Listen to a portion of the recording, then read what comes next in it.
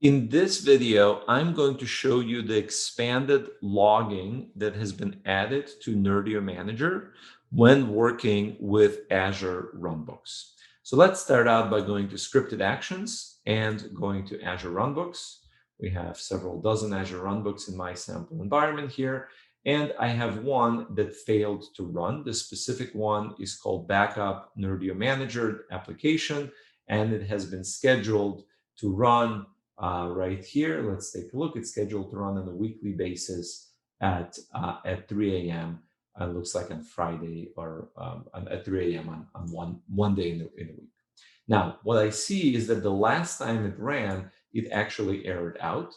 And now I want to know why exactly did this not work. So I can click on details and I can see that there is an error in this bottom section. And there are now output streams that are visible that can give me more details about what exactly failed. So I have my standard Azure Automation Account Runbook output tab that sort of shows me the process. And then I also have my error stream that can give me more details about the error. So you can learn a lot more from here. If there are warnings, then that stream will be shown in this view as well.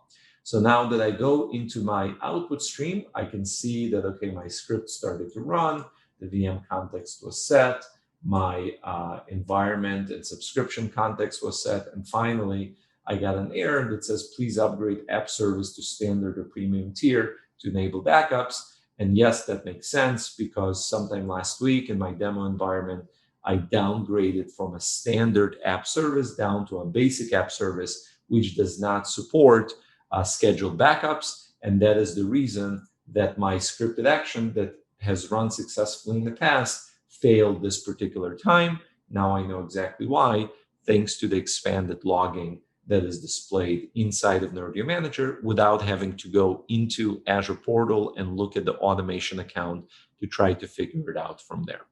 Hope you found this useful, and I look forward to seeing you in future videos.